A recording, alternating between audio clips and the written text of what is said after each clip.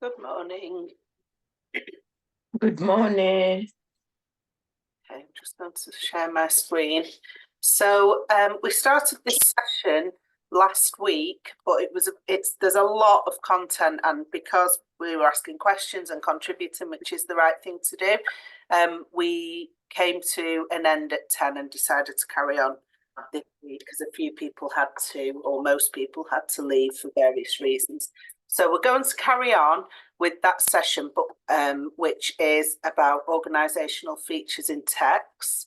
But we're going to focus on presentation features, such as bullet points, titles, headings, images, and so on, and be able to explain why they are used in a text.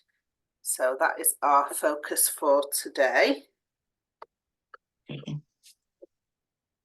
But I just thought, just before we carry on, we'll just watch one of the videos which kind of summarises really what we were looking at last week, just to remind you, and then carry on. Just watch the video first.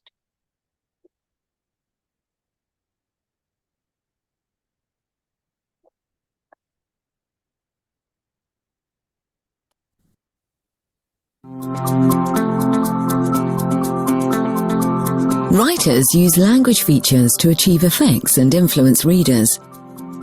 A text from a charity trying to persuade the reader to make a donation would use persuasive language.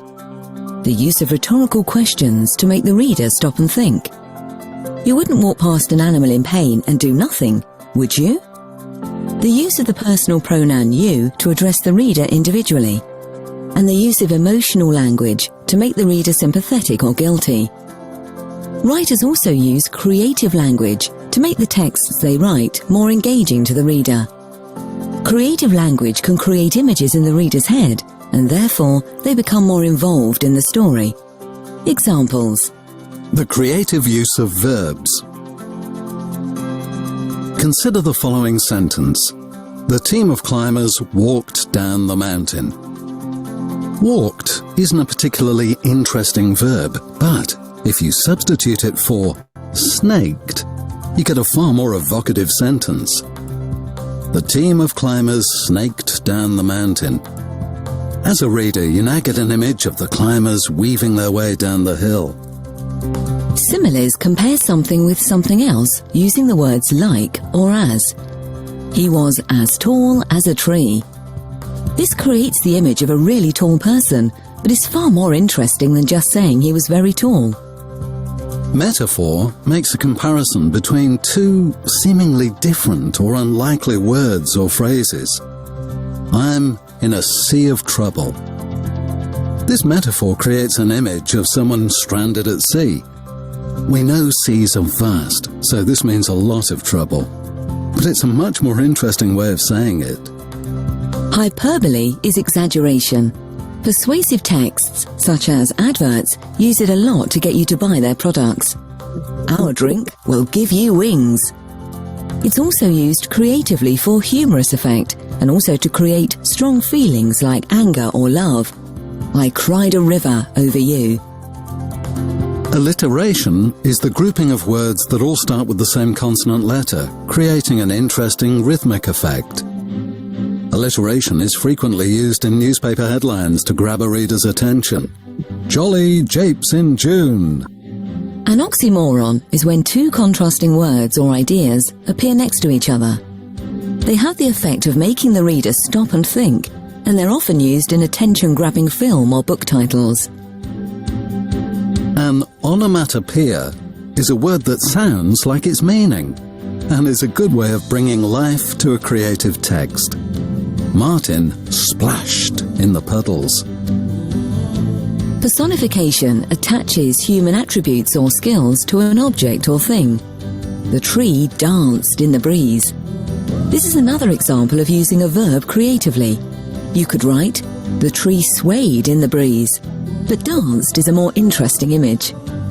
Next time you read a persuasive or creative text, be aware of the language features that the writer uses. Words can be powerful. They can influence opinions, and they can also create vibrant and engaging images.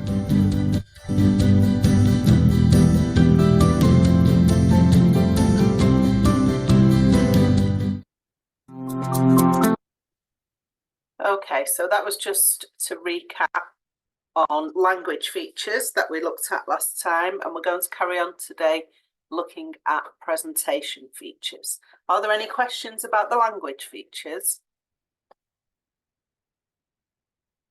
Okay, so presentation features form part of the way text is structured. So these can include statistics, diagrams, tables, and text boxes, pictures, captions, headings, subheadings, bullet points, numbered list, and website menus.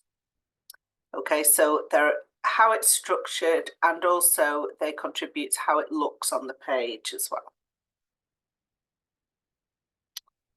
So statistics, diagrams, tables, and charts.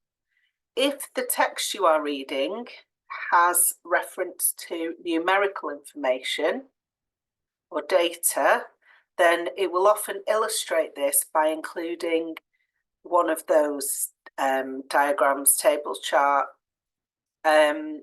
So as you can see, there's two examples there. So a text about could be about rising population in London, and it's often easier for the reader to understand if they look at that information as a graphic or as a diagram or table, rather than just reading it or in addition to reading it. So it just makes it clearer what the information is telling us. So there might also be tables or charts. So we can see the example on the right. We've got a table there in the appendix of a text, and it's an example of a revision timetable. So it just makes very clear, by putting a visual representation, it makes things much clearer than just reading it. So it aids the understanding of the readers. So has anyone seen one of these in a text that they've read before?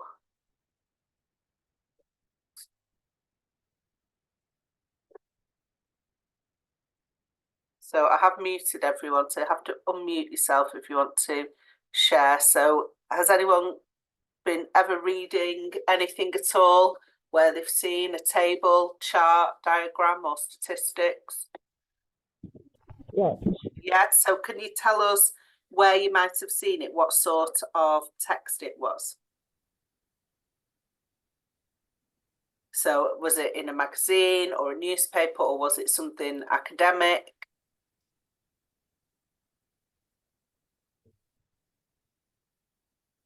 So where might you see this? What type of text might you see a table, diagram, and so on?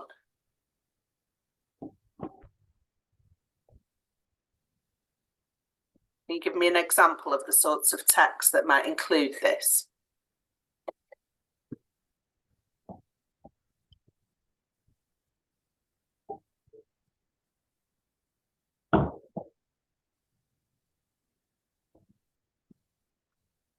So any ideas, anybody?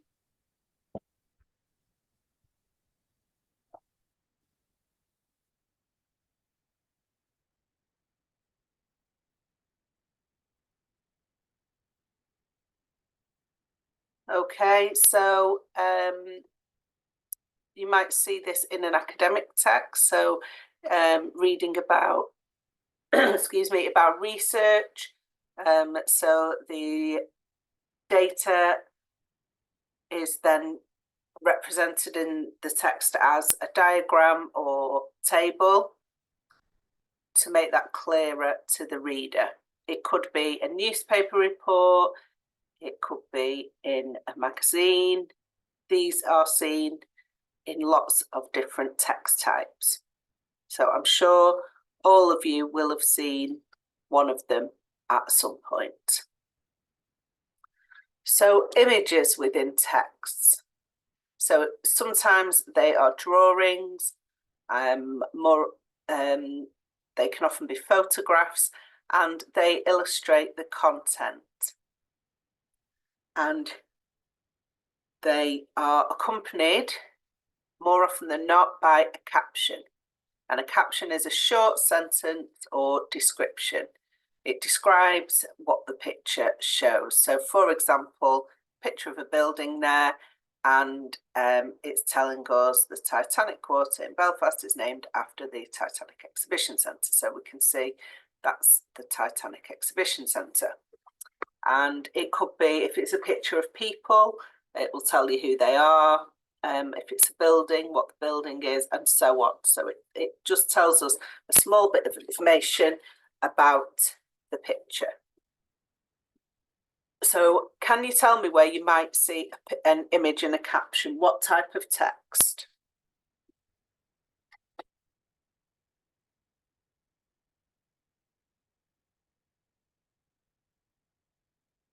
Okay, so everyone's on mute at the moment. So to contribute, you'll need to unmute yourself. We've got 6 people here, so it'd be good to have some contributions. Where I'm sure all of you have read a text before where you have seen an image and caption. What type of text have you seen it in? Can someone share with us?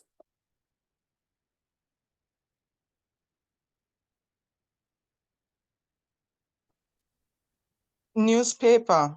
Excellent. So most frequently, or what most people will have seen, is in a newspaper. Lots of pictures in newspapers to show us pictures of the news, of things that are happening. It adds to understanding of the story. Any other places as well as a newspaper? Social media. Excellent. So on social media, you might see a short message or post with a picture. Usually you might have to click on the picture to get the caption, but there is usually a caption as well. So also magazines, also in all different types of books, especially non-fiction books particularly. You don't really so often get pictures in fiction, well, apart from children's books, but in books for adults, it's more uncommon, but you do the odd time. But so most often newspapers, magazines, social media, websites, and so on. So headings. A heading can also be called a title, and it appears at the start of the text telling us or the reader what it is about. So we can see that at the top there. I'm just going to make this a bit bigger, it's very tiny. So we can see at the top there, the law is the title of this text.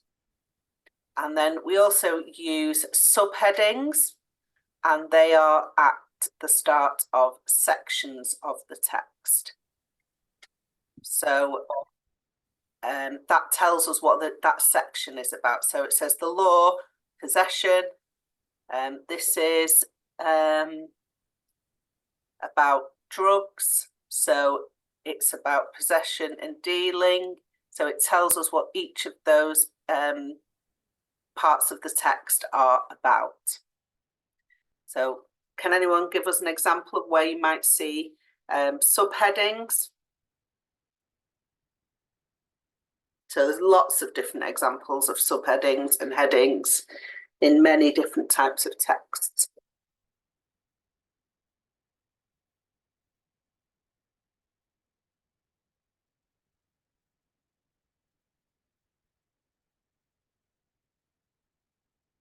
So the text that you've already mentioned this morning, some of those would include headings and subheadings.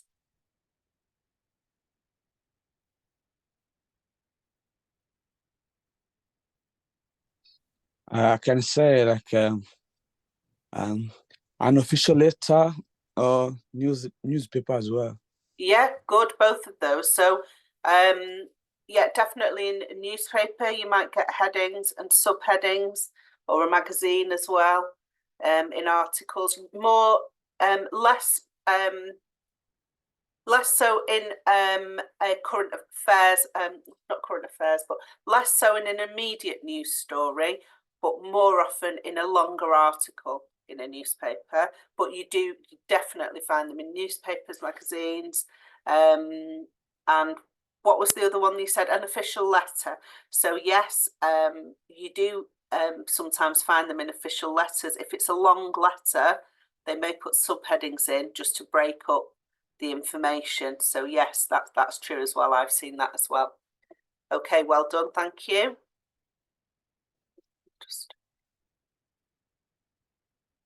So lists. Bullet points are used to draw attention to important information within a document so that the reader can identify key issues and facts quickly. Numbered lists are usually used when items need to be understood in order of importance. So the example given here is a recipe, and that's got both. So drawing your attention to the important information, the ingredients at the top, you can quickly see what you need, check. If you've got it in the cupboard, you need to go and buy it. So it's really easy to understand. And then the numbered list in a recipe is important because if you don't do it in the right order, then this is a cake recipe. The cake is not going to cook properly, is it? And it won't make sense, and it won't be successful. Can anyone give me an example of other texts where you would see either bullet points or numbered lists?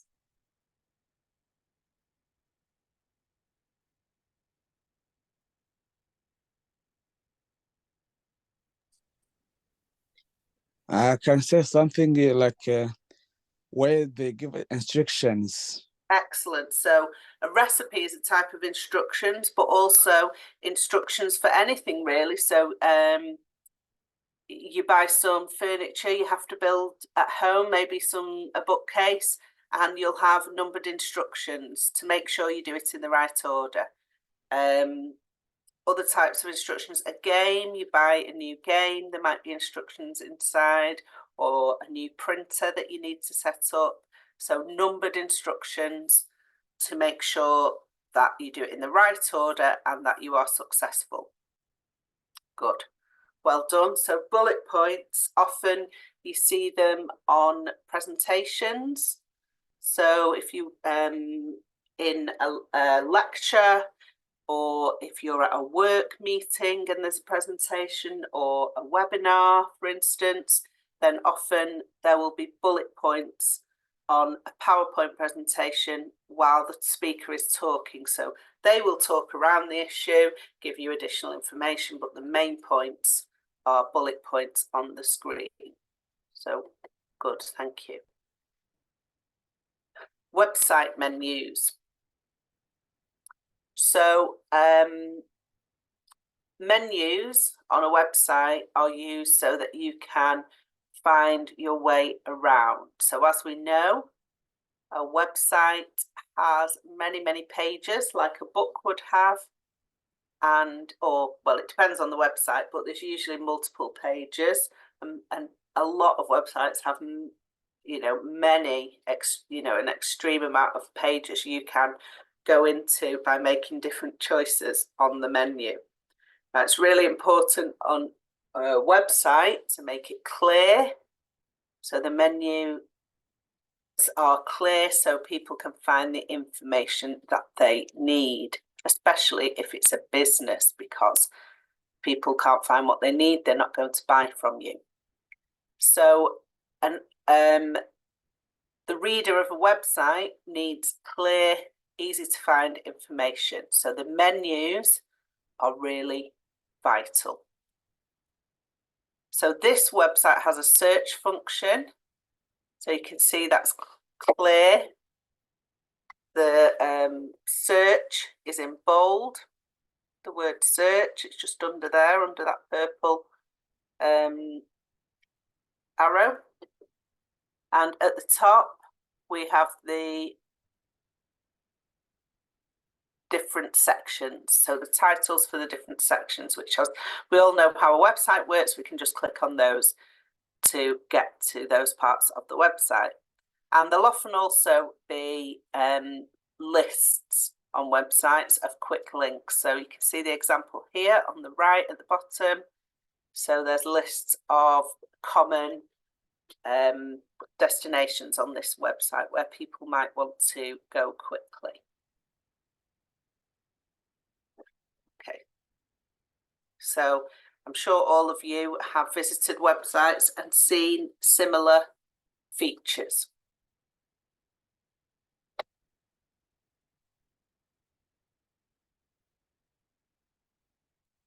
So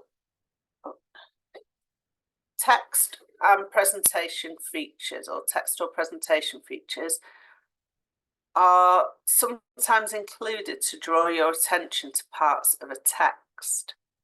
So subheadings are used to help identify topics and where to find them as you skim and scan the text. So we saw subheadings here, so you can find information quickly. You can see if there's specific information about that topic that you're looking for, you can see the subheadings and find it quickly.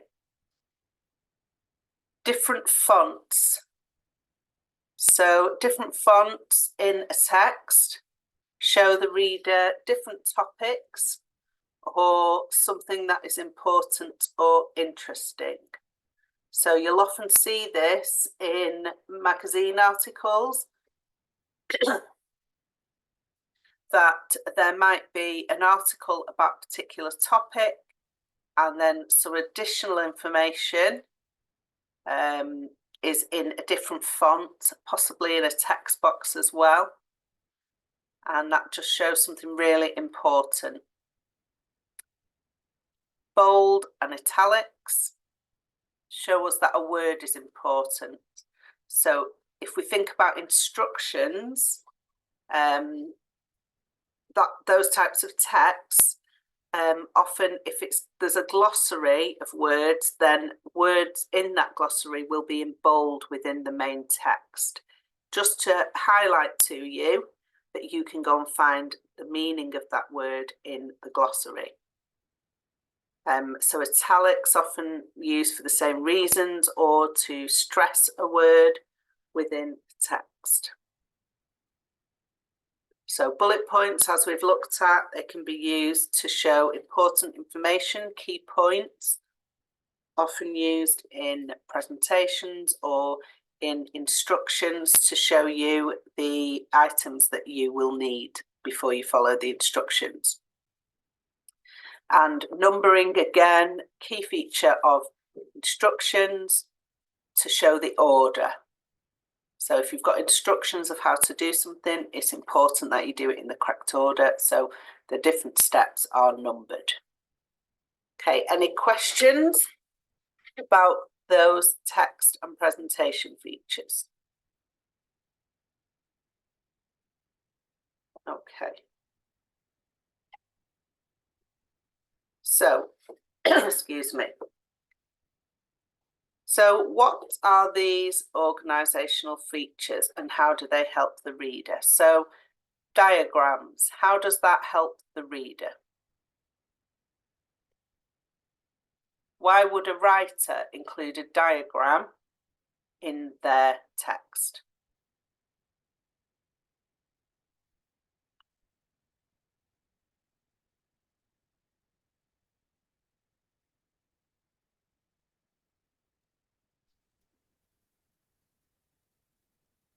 So we looked at some examples of diagrams earlier.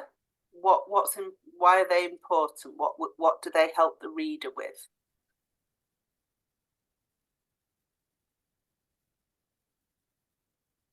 To explain more of the content of the message. Good. So it's additional. It could be additional information. It could help us to understand a particular type of information. What type of information is often do writers include a diagram for? So what type of information is it explaining? Sometimes it could be figures. Good, excellent. So normally, or well, not normally, but often, frequently, diagrams would be there to help the reader understand numerical information, figures, facts and figures. Okay, so it helps the reader gain a better understanding via a drawing or graphic and so on, which shows or explains something. So actually, we've got diagrams and graphs and charts separately. So the diagram is a drawing. So just going to backtrack here a little bit. So a diagram, so a drawing, you're reading a text about plants. There's a drawing or graphic of a plant with the different parts labelled. So that shows you, it gives you more information or illustrates the information from the text. So graphs and charts is the numerical information. So figures, so it can be quite hard to understand numerical complex data from just written text, but a graphic of that or a chart will help us to understand it and visualize it more easily. So images. So how does an image help the reader?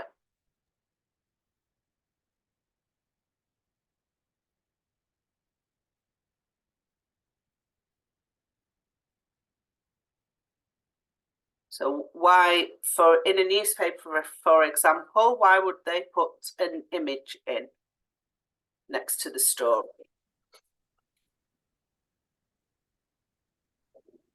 To understand more what they are talking about. Good. So it helps you understand. So they're talking about a building. So the example we had was about the Titanic Exhibition Centre. And then you can understand what it looks like. It could be the story is about a person. They put a picture there. We know what that person's looks like. It just engages the reader more and aids their understanding. So captions. So where do we find captions?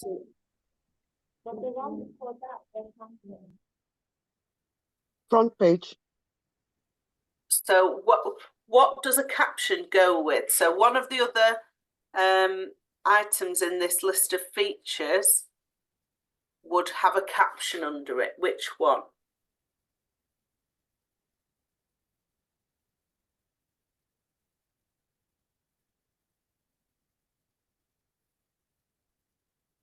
So it's a short sentence or phrase.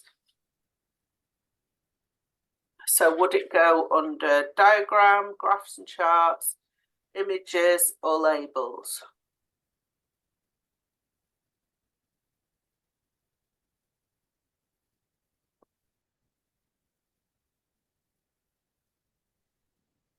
Images.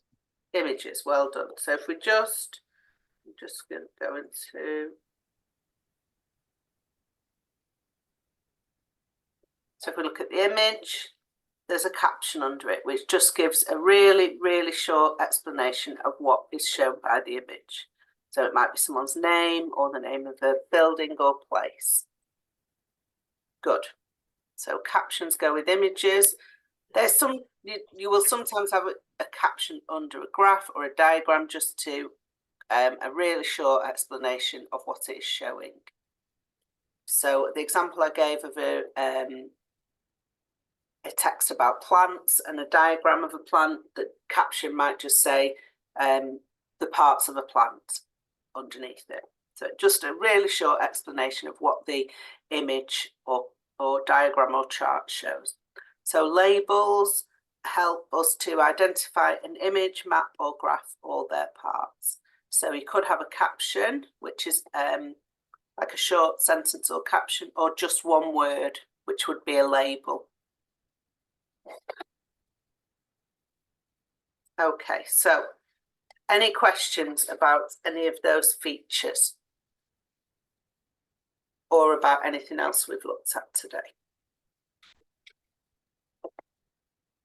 Okay, we'll move on to our quiz. So this quiz will refer also to the first part of this session, which we did last Saturday as well. So what's the main purpose of a text? The language of a text, how text is set out, the detail in the text, or the reason a text is written.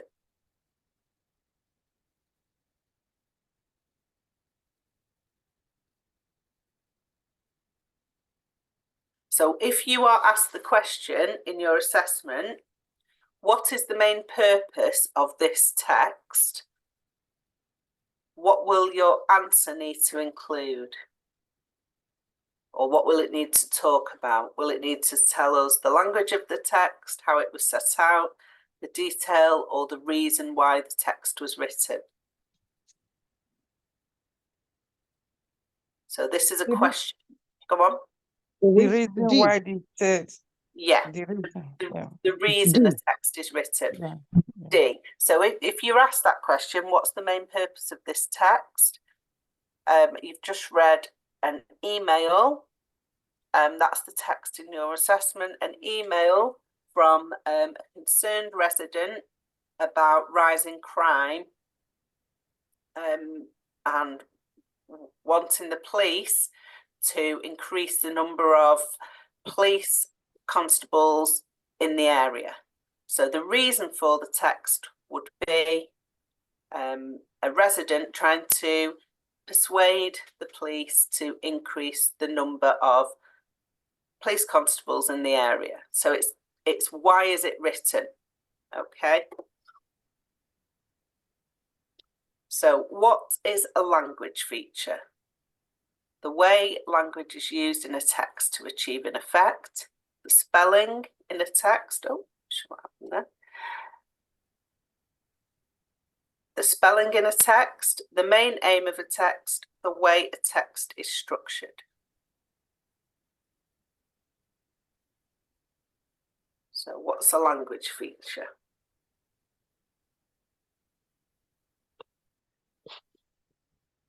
I would say D, but A looks more. You're right the second time, it's A. Okay. Yeah. So a language feature. So they were what we looked at last week or in the video at the start. So language features. So things like alliteration, cliches, and so on. Positive language, direct speech. So anything in that list. So they are language features. And a language feature is the way language is used in a text to achieve an effect. Okay. So what is a presentation feature? Paragraphs, the words on the page, what the text are about, or the way a text is set out on a page.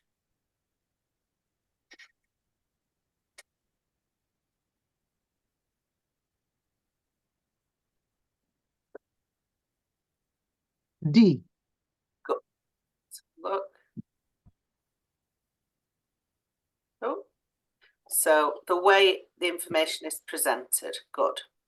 So it could be images, it could be subheadings, bullet points, and so on, but how it is presented on the page to aid the reader's understanding. Well done. Okay, so we have finished our session for today, so it was a bit shorter today. Has anyone got any questions?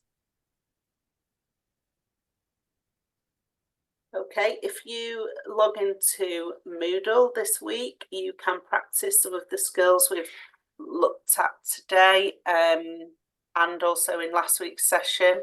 So there's practice activities there for you. And as I always say, just anything you're reading this week, whether it's the newspaper when you're on the bus or advertisements on the tram, or if you're reading a book, just look for those features that we have talked about today Just see if you can identify any just within what you're reading throughout the week. And that will just, if you're just always looking for those, then that's going to help your understanding. Okay, well, thank you everybody, and thank you for your contributions. And Thank you, hopefully I'll teacher. see with you tomorrow. Thank you. Thank you. Yeah. Bye. Bye. Bye. Bye.